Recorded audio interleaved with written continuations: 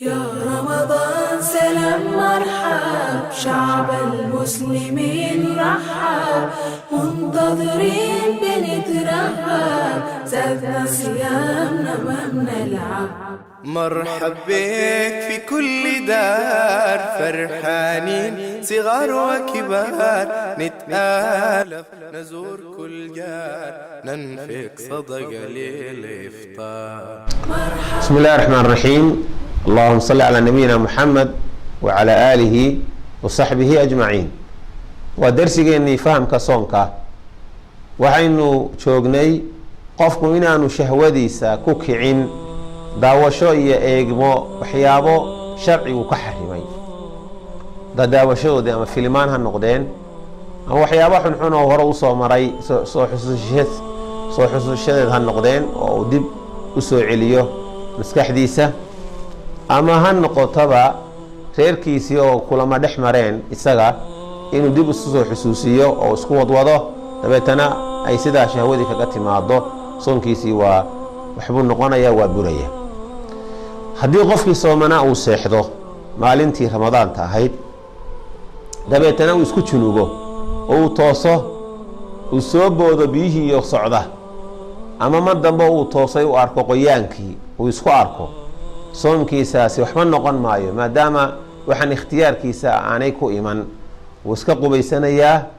marada iyo jirkiisii nadaafad ahaan nijaasad ahaan maaha nijaasa ahaan maaha waa nadaafad ahaan buu u maydhayaa meeshii biyuhu gaadheen ile biyahaasi waa daahir oo insaankaaba ilaahay ka abuuray subxaanahu wa tacaala.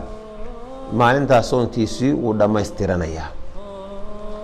madiga qofku markuu hamadoodo biyaha ka yimaada waxa yaray ka imaanaya aan boodayn laakiin dareeraha ah cad ee cawrada isku soo taagaya raajix waxaa ah alqowl raajix qofka inaan soonkii afurinaynin. wadigana waa soo sheegnay biyaha kaadida kadib yimaada iyaguna waxa weeyaan adag ee soconaya soontiisii ma jabinayso. qubaysna qofka laguma waajibinayo wixii aan manida ahayn waxaa laga rabaa inuu istinjoodo oo weysaysto.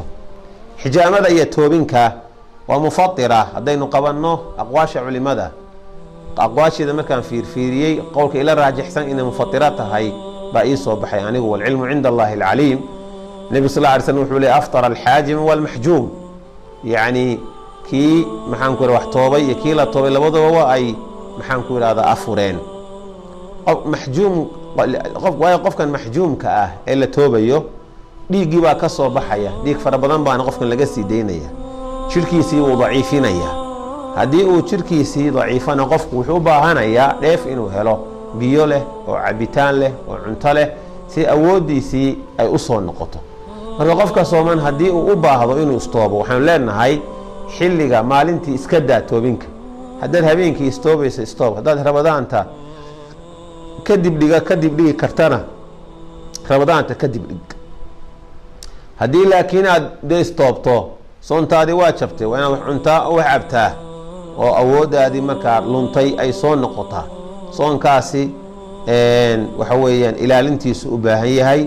waa casuumad weyn oo ilaahay subxaanahu wa tacaala uu ina siiyey. waa fursad ilaahay ina soo gaadhsiiyey bisha ramadaan.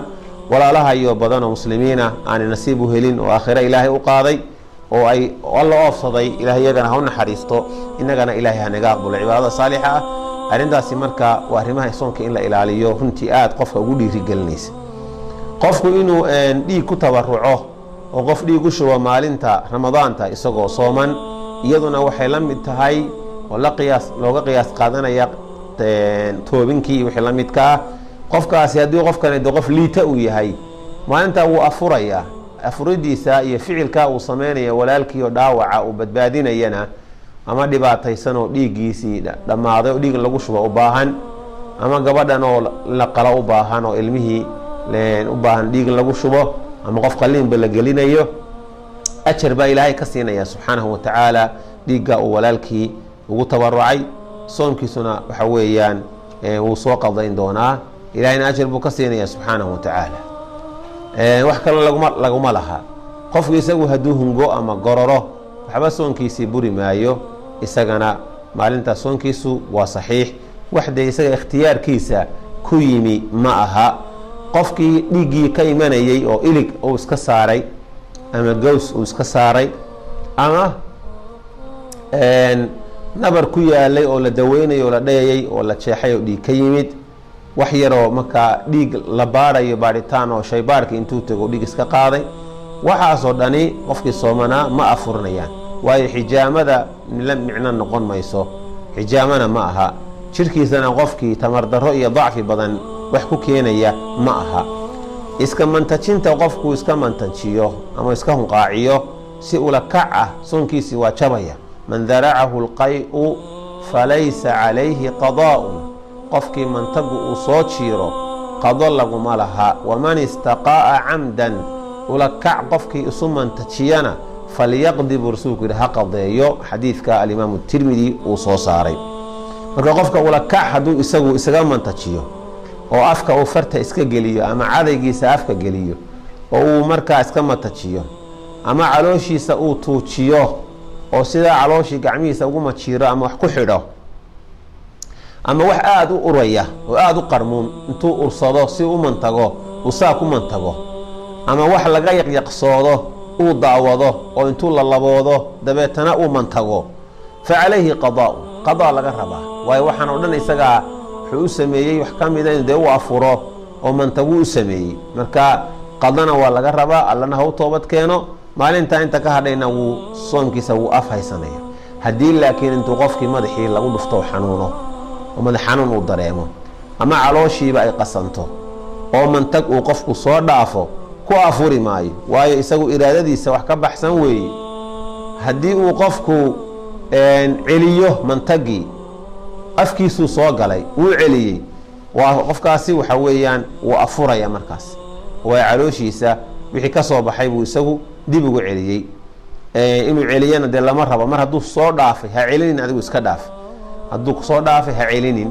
afkaaga hadduu soo galay kusoo dhaafay iska tuf oo ka luqluqo soonkaagi waxba yeeli maayo dadan sabab adiga ugu ahayn inta aan ku joojina darsigana wallahu subxaanahu watacaala aclam wasalaamu calaykum منتظرين بنترحب زادنا صيامنا ما بنلعب مرحب بك في كل دار فرحانين صغار وكبار نتآلف نزور كل جار ننفق صدقة للإفطار مرحب بك في كل دار فرحانين صغار وكبار صلاة تراويح نلينا شعار ونلقى البركة في الأسحار يا